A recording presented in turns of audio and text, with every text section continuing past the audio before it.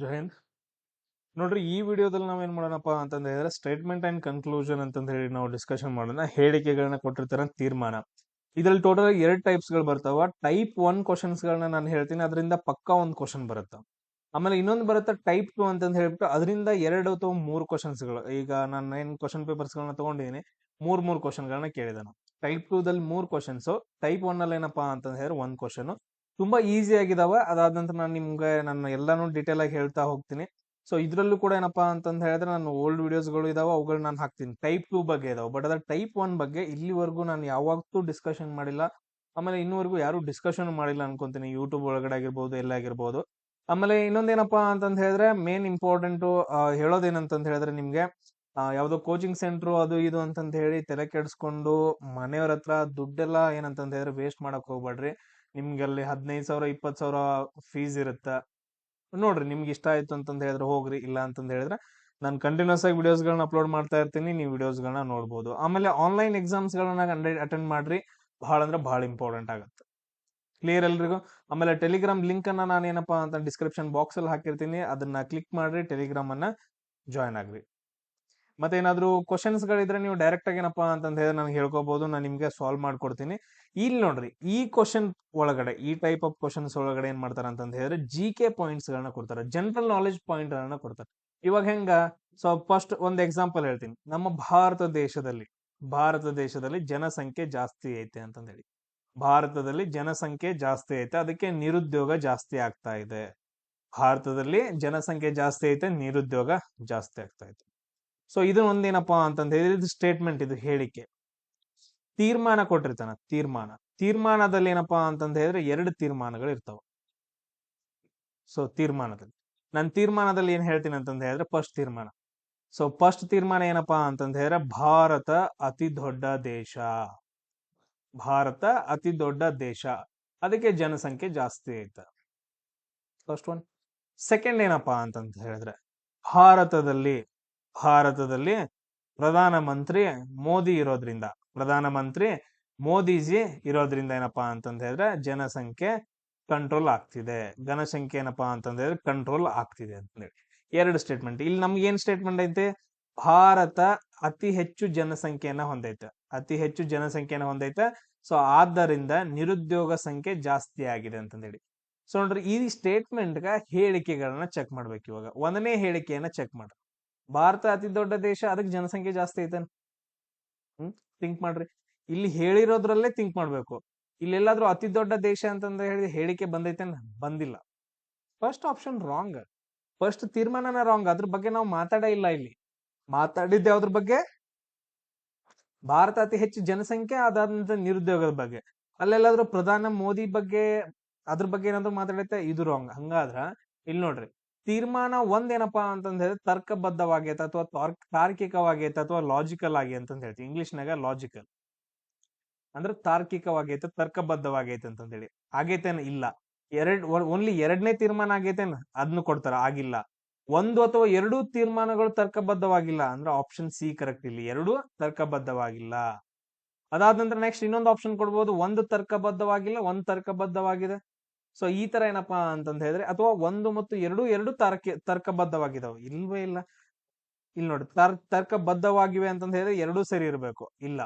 1 ಮಾತ್ರ ಐತಾ? ಇಲ್ಲ. 2 ಮಾತ್ರ ಐತಾ? ಇಲ್ಲ. 2 ರಾಂಗ್ ಇರೋದ್ರಿಂದ ತೀರ್ಮಾನ 1 ಅಥವಾ 2ಗಳು ಏನಂತಂದ ಹೇಳಿದ್ರೆ ತರ್ಕಬದ್ಧವಾಗಿಲ್ಲ. ಆಪ್ಷನ್ ಸಿ ಕರೆಕ್ಟ್ ಆಗುತ್ತೆ. ನಮ್ಗೆ ಈ ರೀತಿ ಕ್ವಶನ್ಸ್ ಗಳನ್ನ ಕೇಳ್ತಾರೆ, ನಾವು ಡಿಸ್ಕಷನ್ ಒಂದೊಂದಾಗಿ ಮಾಡ್ತಾ ಹೋಗೋಣ. ಕ್ಲಿಯರ್ ಎಲ್ರಿಗೂ? ಎಸ್.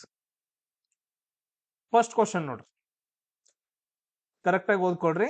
ಫಸ್ಟ್ ಕ್ವಶನ್, ಅಭಿವೃದ್ಧಿಶೀಲ ರಾಷ್ಟ್ರಗಳಲ್ಲಿ ಜೆನೆರಿಕ್ ಔಷಧಿಗಳ ಅತಿ ದೊಡ್ಡ ಪೂರೈಕೆದಾರರಲ್ಲಿ ಭಾರತವು ಒಂದಾಗಿದೆ. ಈಗೇನು ಅಭಿವೃದ್ಧಿಶೀಲ ರಾಷ್ಟ್ರಗಳಿದಾವಲ್ಲ, ಬಹಳದ ಅಭಿವೃದ್ಧಿಶೀಲ ರಾಷ್ಟ್ರಗಳು, America, Germany, prawns, England, Canada, ಇವೆಲ್ಲ ಅಭಿವೃದ್ಧಿಶೀಲ ರಾಷ್ಟ್ರಗಳು. ಅಂತ ಅಭಿವೃದ್ಧಿಶೀಲ ರಾಷ್ಟ್ರಗಳಲ್ಲಿ ಜೆನೆರಿಕ್ ಔಷಧಿಗಳ ಅತಿ ದೊಡ್ಡ ಪೂರೈಕೆದಾರ ಅಂದ್ರೆ ಜೆನೆರಿಕ್ ಔಷಧಿಗಳನ್ನ ಈಗ ನಮ್ಗ ಹುಷಾರಿರಂಗಿಲ್ಲ ಅವಾಗ ಟ್ಯಾಬ್ಲೆಟ್ಸ್ ಗಳನ್ನ ತಗೊಂತಿರಲ್ಲ, ಅಂತದ್ದು ಜೆನೆರಿಕ್ ಔಷಧಿಗಳ ಅತಿ ದೊಡ್ಡ ಪೂರೈಕೆದಾರರಲ್ಲಿ ಭಾರತವು ಕೂಡ ಒಂದಾಗೈತಿ. ಅವ್ರ ಹೆಂಗ್ ಟ್ರಾನ್ಸ್ಪೋರ್ಟ್ ಮಾಡ್ತಾರ, ಅವ್ರ ಹೆಂಗ್ ಎಲ್ರಿಗೂ ಪೂರೈಕೆ ಮಾಡ್ತಾರ, ಹಂಗೂ ಕೂಡ ನಮ್ಮ ಭಾರತ ದೇಶವು ಒಂದಾಗೈತಿ ಅಂತಂದೇಳಿ ಇದೇನು ಹೇಳಿಕೆ. ಎಲ್ರಿಗೂ ಹೇಳಿಕೆ ಗೊತ್ತಾಯ್ತಾ? ಈಗ ನಾವು ತೀರ್ಮಾನ ನೋಡೋಣ. ಕನ್ಕ್ಲೂಷನ್ ಅಂತ ಹೇಳ್ತೀವಿ, ತೀರ್ಮಾನ. ಇಂಡಿಯಾ ಈಸ್ ಡೆವಲಪ್ಡ್ ಕಂಟ್ರಿ, ಭಾರತವು ಅಭಿವೃದ್ಧಿ ಹೊಂದಿದ ದೇಶವಾಗಿದೆ ಅಂತಂದೈತೆ. ಭಾರತವು ಅಭಿವೃದ್ಧಿ ಹೊಂದಿದ ದೇಶವಾಗಿದೆ ಅಂತ ಕೊಟ್ಬಿಟ್ಟ ಇವಾಗ ಆನ್ಸರ್. ನೋಡ್ರಿ, ಕರೆಕ್ಟ್ ಐತಾ ರಾಂಗ್ ಐತಾ?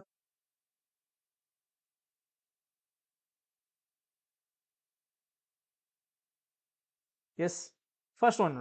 ಅಭಿವೃದ್ಧಿಶೀಲ ರಾಷ್ಟ್ರಗಳು ಆಲ್ರೆಡಿ ಆಗಿದಾವ. ಅಭಿವೃದ್ಧಿಶೀಲ ರಾಷ್ಟ್ರಗಳಲ್ಲಿ ಜನರಿಕ್ ಔಷಧಿಗಳ ಅತಿ ದೊಡ್ಡ ಪೂರೈಕೆದಾರರಲ್ಲಿ ನಮ್ಮ ಭಾರತ ದೇಶ ಒಂದಾಗೈತೆ. ಬಟ್ ಅದ್ರ ನಮ್ಮ ಭಾರತ ದೇಶ ಎಲ್ಲಾದ್ರೂ ಡೆವಲಪ್ಡ್ ಕಂಟ್ರಿ ಅಂತ ಹೇಳಿದಾರ? ಎಲ್ಲಾದ್ರೂ ಡೆವಲಪ್ಡ್ ಕಂಟ್ರಿ ಹೇಳಿಲ್ಲ. ಸೊ ಅದಕ್ಕೋಸ್ಕರ ಫಸ್ಟ್ ಒನ್ ರಾಂಗ್. ಸರಿ, ಹೆಂಗ್ರಿ ನಂಗೆ ಗೊತ್ತಾಗ್ಲಿಲ್ರಿ ಅಂತಂದೇಳಿ. ಮೇಲ್ಗಡೆ ಏನ್ ಕೊಟ್ಟಿದಾರ? ಅಭಿವೃದ್ಧಿಶೀಲ ರಾಷ್ಟ್ರಗಳಲ್ಲಿ ಜನರಿಕ್ ಔಷಧಿಗಳ ಅತಿ ದೊಡ್ಡ ಪೂರೈಕೆದಾರ. ಅಂದ್ರೆ ಇವಾಗ ಏನಪ್ಪಾ ಅಂತಂದ ಹೇಳಿದ್ರೆ, ಇಷ್ಟೆಲ್ಲ ಏನಪ್ಪಾ ಅಂತಂದ ಹೇಳಿದ್ರೆ ಅಭಿವೃದ್ಧಿಶೀಲ ರಾಷ್ಟ್ರಗಳಿಗೆ ಜನರಿಕ್ ಔಷಧಿಗಳನ್ನ ಪೂರೈಕೆ ಮಾಡೋ ಒಂದು ದೇಶದಲ್ಲಿ ನಮ್ಮ ಭಾರತವು ಒಂದಾಗೈತೆ ಅಂತ ಹೇಳಿದಾರೆ. ಬಟ್ ಆದ್ರೆ ನಮ್ಮ ಭಾರತ ದೇಶನೇ ಅಭಿವೃದ್ಧಿ ದೇಶ ಆಗೈತಿ ಅಂತಂದು ಇಲ್ಲಿ ಸ್ಟೇಟ್ಮೆಂಟ್ ಅಲ್ಲಿ ಕೊಟ್ಟಿಲ್ಲ. ಅದಕ್ಕೋಸ್ಕರ ಇದು ರಾಂಗ್. ಸೊ ತೀರ್ಮಾನ ಏನಪ್ಪಾ ಅಂತಂದ ಹೇಳಿದ್ರೆ, ಒಂದು ತರ್ಕಬದ್ಧವಾಗಿಲ್ಲ. ಬರ್ಕೊಳ್ರಿ ಸೈಡ್, ನಮ್ಗೆ ಗೊತ್ತಾಗಿಲ್ಲ, ತರ್ಕಬದ್ಧವಾಗಿಲ್ಲ. ಸೆಕೆಂಡ್ ಒನ್ ನೋಡೋಣ. Only India supplies. Only India ನೋಡ್ರಿ, ಅತಿ ದೊಡ್ಡ ಪೂರೈಕೆದಾರರಲ್ಲಿ ಭಾರತವೂ ಒಂದಾಗಿದೆ. ಅಂದ್ರ ನಮ್ ಭಾರತ ಬಿಟ್ಟು ಹಲವಾರು ದೇಶಗಳೇನಂತಂದ ಹೇಳಿದ್ರೆ ಪಾರ್ಸಲ್ ಅವ್ರಿಗೆ ಕಳಿಸ್ತಿರ್ತಾರ, ಪೂರೈಕೆ ಮಾಡ್ತಿರ್ತಾರ. ಅದ್ರಲ್ಲಿ ನಮ್ದು ಒಂದು ಅಂತಂದ ಹೇಳಿ. ಅತಿ ದೊಡ್ಡ ಪೂರೈಕೆದಾರರಲ್ಲಿ ಭಾರತವೂ ಅಂತ ಕೊಟ್ಟಿದಾರ. ಭಾರತ ಒಂದೇ ಅಂತ ಹೇಳಿಲ್ಲ, ಭಾರತವೂ ಒಂದು ಅಂತಂದೇಳಿ. ಬಟ್ ಆದ್ರೆ ಇಲ್ಲಿ ನೋಡ್ರಿ, ಭಾರತ ಮಾತ್ರ ಅಂತ ಹೇಳಿದಾರ. ಭಾರತ ಮಾತ್ರ ಅಂದ್ರೆ ಅಭಿವೃದ್ಧಿಶೀಲ ರಾಷ್ಟ್ರಗಳಲ್ಲಿ ಭಾರತ ಒಂದೇನಂತಂದ ಹೇಳಿದ್ರೆ ಪೂರೈಕೆ ಮಾಡ್ತಿದೆ ಅಂತಂದೇಳಿ. ಅಂದ್ರೆ ಇದು ಕೂಡ ಏನಂತಂದ ಹೇಳಿದ್ರೆ ರಾಂಗ್ ಆಗ್ಬಿಡತ್ತ. ಎರಡನೇದು ಕೂಡ ಏನಂತಂದ ಹೇಳಿದ್ರೆ ತರ್ಕಬದ್ಧವಾಗಿಲ್ಲ. ಅಂದ್ರೆ ನಮ್ದು ಆಪ್ಷನ್ ಯಾವ್ದಾಗತ್ತ? ಇಲ್ಲಿ ನೋಡ್ರಿ, ತೀರ್ಮಾನಗಳು. ಒಂದನೇ ತೀರ್ಮಾನ ತರ್ಕವಾಗಿದೆ, ಎರಡನೇ ತೀರ್ಮಾನ ತರ್ಕವಾಗಿದೆ, ಎರಡೂ ಇಲ್ಲ. ಒಂದು ಅಥವಾ ಎರಡು ತರ್ಕಬದ್ಧವಾಗಿದಾವ, ಇಲ್ಲ. ತೀರ್ಮಾನ ಒಂದು ಅಥವಾ ಎರಡು ತರ್ಕಬದ್ಧವಾಗಿಲ್ಲ. ಆಮೇಲೆ ತೀರ್ಮಾನ ಒಂದು ಮತ್ತು ಎರಡು ತರ್ಕಬದ್ಧವಾಗಿವೆ. ಸೊ ಈ ಯಾವ್ದು ಆಪ್ಷನ್ ಕರೆಕ್ಟ್ ಆಗತ್ತ ನಮ್ಗೆ? ಸರ್, ತೀರ್ಮಾನ ಒಂದು ಅಥವಾ ತೀರ್ಮಾನ ಎರಡು ಏನಪ್ಪಾ ಅಂತಂದ ಹೇಳಿದ್ರೆ ತರ್ಕಬದ್ಧವಾಗಿಲ್ಲ. ಸೊ ಅದಕ್ಕೋಸ್ಕರ ನಮ್ದು ಆಪ್ಷನ್ ಡಿ ಏನಪ್ಪಾ ಅಂತಂದ ಹೇಳಿದ್ರೆ ಕರೆಕ್ಟ್ ಆಗುತ್ತೆ. ಕ್ಲಿಯರ್ ಎಲ್ರಿಗೂ? ಸೊ ಈ ರೀತಿಯಾಗಿ ನಮ್ಗೆ ಕ್ವಶನ್ಸ್ ಗಳನ್ನ, ಜನರಲ್ ಆಗಿ ಕ್ವಶನ್ಸ್ ಗಳನ್ನ ಕೇಳ್ತಿದ್ದಾನ. ಇದನ್ನ ನೋಡ್ರಿ, ನೆಕ್ಸ್ಟ್ ಕ್ವಶನ್. ಇದನ್ನೆಲ್ಲ ಬಿಡ್ರಿ, ಇದೆಲ್ಲ ನಮ್ ಕ್ವಶನ್ ಐತೆ. ಓದ್ಬಿಟ್ಟು ಯಾವ್ದು ತರ್ಕಬದ್ಧವಾಗೈತಿ ಯಾವ್ದಿಲ್ಲ ಅಂತಂದೇಳಿ. ನಮಗೆ ಇಂಪಾರ್ಟೆಂಟ್ ಹೇಳಿಕೆ. ರಾಣಿ ತನ್ನ ಮನೆಗೆ ನೀಲಿ ಎಮಲ್ಷನ್ ನಿಂದ ಬಣ್ಣ ಹಚ್ಚಿದಾಳ ಅಂತಂದೇಳಿ. ರಾಣಿದ ಒಂದೇನಪ್ಪಾ ಅಂತಂದ ಹೇಳಿದ್ರೆ ಆಲ್ರೆಡಿ ಮನೆ ಐತೆ, ಅದಕ್ಕೇನಪ್ಪಾ ಅಂತಂದ ಹೇಳಿದ್ರೆ ನೀಲಿ ಬಣ್ಣ ಹಚ್ಚಿದಾಳ, ನೀಲಿ ಎಮಲ್ಷನ್ ನಿಂದ ಬಣ್ಣವನ್ನ ಹಚ್ಚಿದಾಳ. ನೆಕ್ಸ್ಟ್ ನೋಡ್ರಿ, ತೀರ್ಮಾನ ಏನ್ ಕೊಟ್ಟಿದ್ದಾರೆ? ರಾಣಿ ಹೊಸ ಮನೆಯನ್ನು ಕಟ್ಟಿದ್ದಾಳೆ. ನೋಡ್ರಿ, ಹೇಳಿಕೆ ಏನ್ ಕೊಟ್ಟಿದ್ದಾರೆ? ರಾಣಿ ತನ್ನ ಮನೆಗೆ ನೀಲಿ ಬಣ್ಣವನ್ನ ಹಚ್ಚಿದಾಳ ಅಂತಂದೇಳಿ. ತೀರ್ಮಾನ ಏನೈತಿ? ರಾಣಿ ಹೊಸ ಮನೆಯನ್ನ ಕಟ್ಟಿದಾಳ ಐತೇನ? ರಾಣಿ ಆಲ್ರೆಡಿ ಕಟ್ಟಿದ್ದೈತಿ, ಅದಕ್ಕೆ ನೀಲಿ ಬಣ್ಣ ಹಚ್ಚಿದಾಳ. ಆಕೆ ಹೊಸ ಮನೆಯನ್ನ ಕಟ್ಟಿದಾಳ ಅಂತಂದಿಲ್ಲ, ಹೇಳಿಲ್ಲ. ಅಂದ್ರ ಆಪ್ಷನ್ ಒನ್ ಏನಪ್ಪಾ ಅಂತಂದ ಹೇಳಿದ್ರೆ ತರ್ಕಬದ್ಧವಾಗಿಲ್ಲ. ಎರಡನೇದ್ ನೋಡ್ರಿ, ಅದಾದ ನಂತರ ಡೆಪೆಂಪರ್ ಅಂತಂದಿಂದ ಎಮಲ್ಷನ್ ಅಗ್ಗವಾಗಿದೆ. ಡೆಪೆಂಪರ್ ಅಥವಾ ಏನಾದ್ರು ಕರೆಕ್ಟ್ ಆಗಿರೋ ವರ್ಡ್ ಗೊತ್ತಿಲ್ಲ. ಇದು ಒಂಥರ ಏನಪ್ಪಾ ಅಂತಂದ ಹೇಳಿದ್ರೆ ಕಲರ್ ಇದು. ಸೊ ಅದು ಒಂಥರ ಏನಂತಂದ ಹೇಳಿದ್ರೆ ಕಲರ್. ಸೊ ಎಮಲ್ಷನ್ ಗಿಂತ ಅಗ್ಗವಾಗಿದೆ ಅಂತಂದ ಹೇಳಿ ಅಲ್ಲಿ ಎಲ್ಲಾಂದ್ರೂ ಕೊಟ್ಟಿದ್ದಾರೆ ಇದ್ರ ಬಗ್ಗೆ ಏನಾದ್ರು? ಡೆಪೆಂಪರ್ ಅಂತಂದ್ ಏನ್ ಕೊಟ್ಟಿದಾರಲ್ಲ ಆ ವರ್ಡ್ ಬಗ್ಗೆ ಇಲ್ಲಾದ್ರೂ ಹೇಳಿಕೆ ಒಳಗಡೆ ಕೊಟ್ಟಿಲ್ಲ. ಅಂದ್ರೆ ಎರಡನೇದು ಕೂಡ ಏನಪ್ಪಾ ಅಂತಂದ ಹೇಳಿದ್ರೆ ತರ್ಕಬದ್ಧವಾಗಿಲ್ಲ. ಸೊ ಅಂದ್ರೆ ನಮ್ದು ಆಪ್ಷನ್ ಯಾವ್ದು ಕರೆಕ್ಟ್ ಆಗತ್ತೆ ನೋಡ್ರಿ. ಸೊ ಒಂದನೇ ತೀರ್ಮಾನವಾಗ್ಲಿ ಅಥವಾ ಎರಡನೇ ತೀರ್ಮಾನವಾಗ್ಲಿ ತರ್ಕಬದ್ಧವಾಗಿಲ್ಲ. ಆಪ್ಷನ್ ಡಿ ಏನಪ್ಪಾ ಅಂತಂದ ಹೇಳಿದ್ರೆ ನಮ್ದ ಕರೆಕ್ಟ್ ಆಗತ್ತ. ಸೊ ನಮ್ಗ ಈ ರೀತಿಯಾಗಿ ಏನಪ್ಪಾ ಅಂತಂದ ಹೇಳಿದ್ರೆ ಕ್ವಶನ್ಸ್ ಗಳನ್ನ ಕೇಳ್ತಾರೆ. ಕ್ಲಿಯರ್ ಎಲ್ರಿಗೂ? ನೆಕ್ಸ್ಟ್ ಕ್ವಶನ್ ನೋಡೋಣ. ಇದ್ ನೋಡ್ರಿ, ಹೇಳಿಕೆ ಏನೈತ್ ನೋಡ್ರಿ. ಸತ್ಯವೆಂದರೆ ನಾವು ಭಾರತೀಯರು ಹೆಚ್ಚಿನ ನಿಯಮಗಳು ಮತ್ತು ಕಾನೂನುಗಳನ್ನ ಹೊಂದಿದ್ದೇವೆ. ಓಕೆ, ನಾವು ಸಣ್ಣ ವ್ಯವಹಾರವನ್ನು ಪ್ರಾರಂಭಿಸಲು 90 ದಿನಗಳನ್ನು ತೆಗೆದುಕೊಳ್ಳುತ್ತವೆ. ಆದರೆ ಆಸ್ಟ್ರೇಲಿಯಾದ ಜನರು ಈ ಕೆಲಸದಲ್ಲಿ 2 ದಿನಗಳನ್ನು ಮಾತ್ರ ತೆಗೆದುಕೊಳ್ತಾರೆ. ಅಂದ್ರ ಈಗ ನಮ್ಮ ಭಾರತ ದೇಶದಲ್ಲಿ ನಿಯಮಗಳು ಕಾನೂನುಗಳು ಬಾಳ ಇದಾವ ಅಂತಂದ್ ಹೇಳಿದಾರೆ.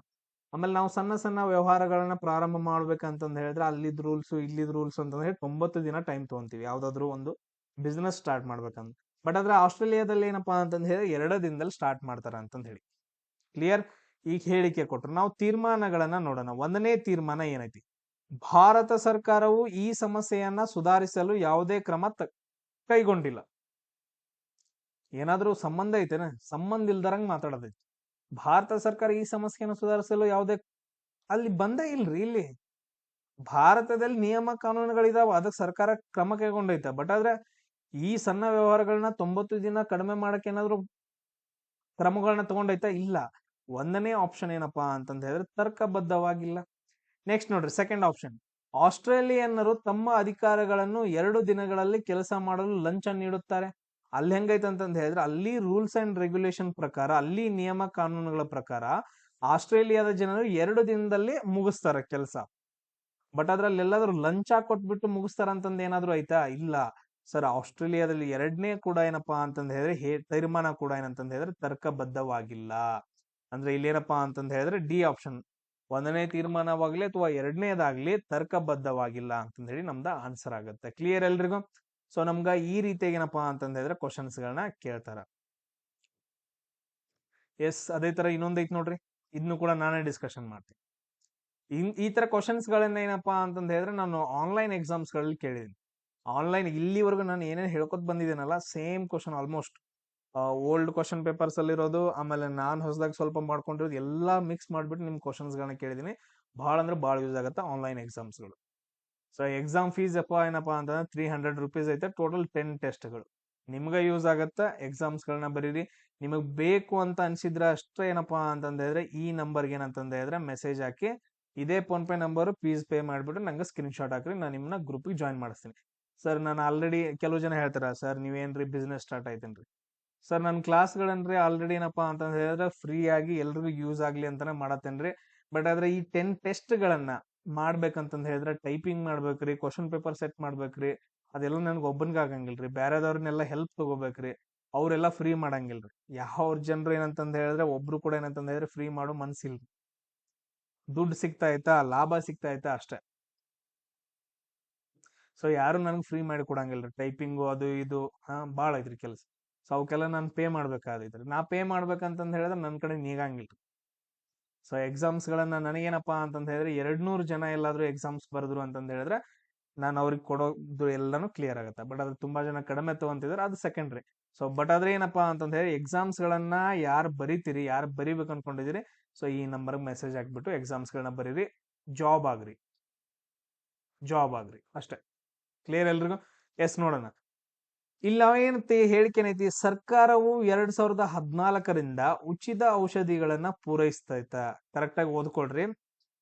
ಸರ್ಕಾರವು 2014ರಿಂದ ಉಚಿತ ಔಷಧಿಗಳನ್ನ ಪೂರೈಸ್ತಾ ಐತೆ. ಇಲ್ಲಿವರೆಗೂ 75,000 ರೋಗಿಗಳು ಇದರ ಲಾಭವನ್ನ ಪಡೆದಿದ್ದಾರೆ. ಓಕೆ.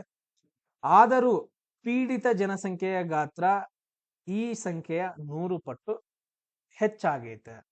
ಇಲ್ಲಿ ನೋಡ್ರಿ, 2014ರಿಂದ ಉಚಿತ ಔಷಧಿಗಳನ್ನ ಕೊಡ್ತಿದಾರ, ಅದರಿಂದ 75,000 ರೋಗಿಗಳು ಲಾಭ ಪಡ್ಕೊಂಡಿದಾರ. ಬಟ್ ಆದ್ರ ರೋಗ ಪೀಡಿತ ಜನಸಂಖ್ಯೆ ಇನ್ನೂ 100% ಹಂಗ ಜಾಸ್ತಿ ಆಗ್ತಾ ಹೊಂಟೈತಿ ಅಂತ ಕ್ವಶನ್ ಕೊಟ್ಟಿದಾರ. ಓಕೆ, ಇದು ಹೇಳಿಕೆ ಎಲ್ರಿಗೂ ಅರ್ಥ ಆಗೈತೆ ಅನ್ಕೊಂತೀನಿ. ತೀರ್ಮಾನ ನೋಡ್ರಿ, ಒಂದನೇ ತೀರ್ಮಾನ ಏನೈತಿ ಚೆಕ್ ಮಾಡ್ರಿ. ಪ್ರತಿಯೊಬ್ಬ ಪೀಡಿತ ವ್ಯಕ್ತಿಯು ಸರ್ಕಾರ ನೀಡುವ ಉಚಿತ ಔಷಧಿಗಳ ಲಾಭವನ್ನ ಪಡೆದುಕೊಂಡಿದ್ದಾನ. ನೋಡ್ರಿ, ಇಲ್ಲೇನಪ್ಪಾ ಅಂತಂದ್ರೆ ಪೀಡಿತ ಜನಸಂಖ್ಯೆ 100 ಪಟ್ಟು ಹಂಗ ಜಾಸ್ತಿ ಆಗ್ತಾ ಹೋಗ್ತಾ ಐತೆ. ಎಲ್ಲಾದ್ರೂ ಪ್ರತಿಯೊಬ್ರು ಪೀಡಿತ ವ್ಯಕ್ತಿಯು ಸರ್ಕಾರದಿಂದ ಉಚಿತ ಔಷಧಿ ಲಾಭ ಪಡ್ಕೊಂಡಿದ್ರೆ ಯಾರು ಇರ್ತಿರ್ಲಿಲ್ಲ, ರೋಗಿಗಳ ಸಂಖ್ಯೆ ಕಡಿಮೆ ಆಗ್ತಿತ್ತು. ಬಟ್ ಅದ್ರ ಜಾಸ್ತಿ ಆಗ್ತಿದೆ ಅಂತಂದ ಹೇಳಿದ್ರೆ ಇಲ್ಲಿ ಪ್ರತಿಯೊಬ್ಬ ಪೀಡಿತ ವ್ಯಕ್ತಿಯೂ ಅಲ್ಲ, ಹಲವು ಪೀಡಿತ ವ್ಯಕ್ತಿಗಳೇನಂತಂದ ಹೇಳಿದ್ರೆ ಲಾಭವನ್ನ ಪಡ್ಕೊಂಡಿದೆ. ಇನ್ ಹಲವಾರು ಜನ ಪಡ್ಕೊಂಡಿಲ್ಲ. ಅದಕ್ಕೇನಂತಂದ ಹೇಳಿದ್ರೆ ಪ್ರತಿಯೊಬ್ಬ ಅನ್ನೋದು ರಾಂಗ್ ಆಗತ್ತೆ. ಇಲ್ಲಿ ಆಪ್ಷನ್ 1 ಏನಪ್ಪಾ ಅಂತಂದ ಹೇಳಿದ್ರೆ ತರ್ಕಬದ್ಧವಾಗಿಲ್ಲ. ಪ್ರತಿಯೊಬ್ಬ ಅಲ್ಲ, ಕೆಲವು ಪೀಡಿತ ವ್ಯಕ್ತಿಗಳು ಔಷಧಿಗಳನ್ನು ಲಾಭ ಪಡ್ಕೊಂಡಿದ್ದಾರೆ. ಬಟ್ ಅದ್ರ ಇಲ್ಲಿ ಏನ್ ಕೊಟ್ಟಿದಾರ? ಪ್ರತಿಯೊಬ್ಬ ಅಂತ ಕೊಟ್ಟಿದ್ದಾರೆ. ಪ್ರತಿಯೊಬ್ಬರಿಲ್ಲ, ಪ್ರತಿಯೊಬ್ಬರಾಗಿದ್ರೆ ಈ ಸಂಖ್ಯೆ ಜಾಸ್ತಿ ಆಗ್ತಾ ಇರ್ಲಿಲ್ಲ. ಕ್ಲಿಯರ್? ನೆಕ್ಸ್ಟ್ ನೋಡ್ರಿ, ಸೆಕೆಂಡ್, ಪೀಡಿತ ಜನರಿಗೆ ಉಚಿತ ಔಷಧಿಗಳನ್ನ ನೀಡಲು ಭಾರತ ಸರ್ಕಾರ ಜಾರಿಗೆ ತಂದಿರುವ ಯೋಜನೆ ತುಂಬಾ ಉತ್ತಮವಾಗಿದೆ. ಪೀಡಿತ ಜನರಿಗೆ ಉಚಿತ ಔಷಧಿಗಳನ್ನು ನೀಡಲು ಭಾರತ ಸರ್ಕಾರ ಜಾರಿಗೆ ತಂದ ಯೋಜನೆ ತುಂಬಾ ಉತ್ತಮವಾಗಿದೆ. ಕ್ಲಿಯರ್ ಎಲ್ರಿಗೂ? ಸೊ ಎರಡನೇದೇನಪ್ಪಾ ಅಂತಂದ ಹೇಳಿದ್ರೆ ಕರೆಕ್ಟ್ ಆಗೈತೆ. ಅಂದ್ರ ಸೊ ನಮ್ ಸರ್ಕಾರ ಏನ್ 2014ರಾಗ ಉಚಿತ ಔಷಧಿಗಳನ್ನ ಪೂರೈಕೆ ಮಾಡ್ತಿದೆಯಲ್ಲ ಪೀಡಿತ ಜನರಿಗೆ, ಸೊ ಅದು ಉಚಿತ ಔಷಧಿಗಳನ್ನ ನೀಡೋದೊಂದು ಏನಪ್ಪಾ ಅಂತಂದ ಹೇಳಿದ್ರೆ ಚೆನ್ನಾಗಿರೋ ಯೋಜನೆ. ಭಾರತ ಸರ್ಕಾರ ತುಂಬಾ ಉತ್ತಮವಾಗೈತೆ. ಹಲವಾರು ಜನರು ಏನಂತಂದ ಹೇಳಿದ್ರೆ ಅದರಿಂದ ಲಾಭವನ್ನ ಪಡ್ಕೊಂಡಿದಾರ. ಹಂಗಾದ್ರೆ ನಮ್ದೇನಪ್ಪಾ ಅಂತಂತ ಹೇಳಿದ್ರೆ ಫಸ್ಟ್ ತರ್ಕಬದ್ಧವಾಗಿಲ್ಲ, ಎರಡನೇ ತರ್ಕಬದ್ಧವಾಗೈತೆ. ಅಂದ್ರೆ ಇಲ್ಲಿ ನೋಡ್ರಿ, ಎರಡನೇ ತೀರ್ಮಾನ ಮಾತ್ರ ಏನಪ್ಪಾ ಅಂತಂತ ಹೇಳಿದ್ರೆ ತರ್ಕಬದ್ಧವಾಗೈತ. ಅಂದ್ರೆ ಆಪ್ಷನ್ ಬಿ ಏನಪ್ಪಾ ಅಂತಂತ ಹೇಳಿದ್ರೆ ನಮ್ದು ಇಲ್ಲಿ ಕರೆಕ್ಟ್ ಆಗತ್ತೆ. ನಮ್ಗ ಈ ರೀತಿಯಾಗಿ ಏನಪ್ಪಾ ಅಂತಂತ ಹೇಳಿದ್ರೆ ಕ್ವಶನ್ಸ್ ಗಳನ್ನ ಕೇಳ್ತಾರ. ನೆಕ್ಸ್ಟ್ ಕ್ವಶನ್ಸ್ ಏನಪ್ಪಾ ಅಂತಂತ ಹೇಳಿದ್ರೆ ಇಲ್ಲ. ಸೊ ಇಷ್ಟು ಕ್ವಶನ್ಸ್ ಗಳನ್ನ ಏನಂತಂತ ಹೇಳಿದ್ರೆ ನಾನು ಡಿಸ್ಕಷನ್ ಮಾಡಿದೀನಿ ನಿಮ್ ಜೊತೆಗೆ. ಇನ್ನೂ ಕ್ವಶನ್ಸ್ ಗಳೇನಪ್ಪಾ ಅಂತಂತ ಹೇಳಿದ್ರೆ ಎಕ್ಸಾಮ್ಸ್ ಅಲ್ಲಿ ಬರ್ತಾವ, ಆನ್ಲೈನ್ ಎಕ್ಸಾಮ್ಸ್ ಗಳಲ್ಲಿ ಬರೀರಿ. ಇನ್ನು ನನಗೆಲ್ಲಾದ್ರು ನಿಮ್ಮ ಹತ್ರ ಏನಾದ್ರು ಕ್ವಶನ್ಸ್ ಗಳಿತ್ತು ಅಂತಂತ ಹೇಳಿದ್ರೆ ನನ್ ಕಳಿಸಿರಿ, ನಾನು ಕ್ವಶನ್ಸ್ ಗಳನ್ನ ಡಿಸ್ಕಷನ್ ಮಾಡ್ತೀನಿ. ಈ ಟೈಪ್ ಕ್ವಶನ್ ಏನಪ್ಪಾ ಅಂತಂತ ಹೇಳಿದ್ರೆ ಒಂದಂತೂ ಕಂಪಲ್ಸರಿ ಕೇಳ್ತಾನ. ಆಮೇಲೆ ಇನ್ನೊಂದು ಟೈಪ್ ಬರುತ್ತೆ. ಸೊ ಹೇಳಿಕೆಗಳನ್ನ ಕೊಡ್ತಾನ, ಆಮೇಲೆ ಮತ್ತೆ ಅಂದ್ರೆ ಸ್ಟೇಟ್ಮೆಂಟ್ ಹೇಳಿಕೆಗಳನ್ನ ಕೊಡ್ತಾನ, 2 ತೀರ್ಮಾನಗಳನ್ನ 3 ಕೊಡ್ತಾನ. ಸೊ ಇದ್ರಲ್ಲಿ ಯಾವ್ದು ಸರಿ ಆಗೈತಿ ಟೈಪ್ 2 ಕ್ವಶನ್ಸ್ ಗಳನ್ನ ನಾನು ನಿಮ್ ಜೊತೆ ಆಮೇಲೆ ಡಿಸ್ಕಷನ್ ಮಾಡ್ತೀನಿ. ನೆಕ್ಸ್ಟ್ ಕ್ಲಾಸ್ ಅಲ್ಲಿ ಸಿಗೋಣ. ಜೈ ಹಿಂದ್.